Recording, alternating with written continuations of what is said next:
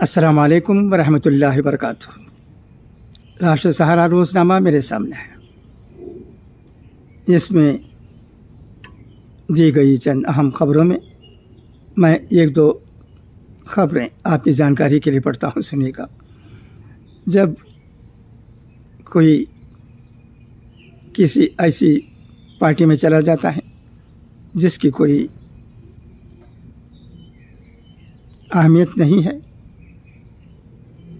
کیرل جیسے ریاست میں، تو اس پر کیا گزرتی ہے، اس کا ایک نقشہ ملتا ہے اس خبر میں اسے پڑھتا ہوں، سنیے گا۔ بی جے پی مسلم امیدوار کا چھل کا درد، اپنوں سے شکایت۔ کوژھکوڈ لوک سبھا انتخابات 2024 کے پہلے مرحلے کے لیے ووٹنگ کل 19 اپریل کو ہوگی۔ اس دوران تمام جماعتوں کے سینئر رہنما دوسرے مرحلے کی انتخابی مہم میں مصروف ہو گئے۔ دری اسنا کیرلا کی ملپورم سیٹ سے بی جے پی کے واحد مسلم امیدوار ڈاکٹر عبدالسلام کو شکایت ہے کہ مسلمانوں نے ان سے دوری اختیار کر لی۔ لوگ اسے غدار کہہ کر برا بھلا کہہ رہے ہیں۔ انہوں نے کہا کہ عید کے موقع پر وہ ملپورم شہر کی مدینہ مسجد میں نماز پڑھنے پہنچے۔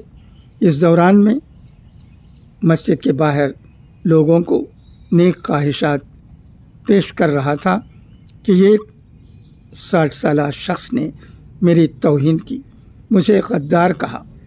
اس دوران میرے ارد گرد موجود سبھی لوگ خاموش تھے۔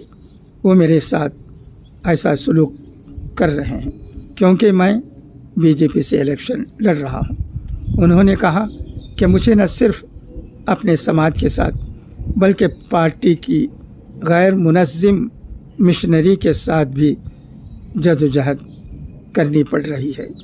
جب وہ متیدا تو گاؤں میں ایک سنگھ کارکن کے گھر پہنچے تو وہاں صرف 25 لوگ موجود تھے۔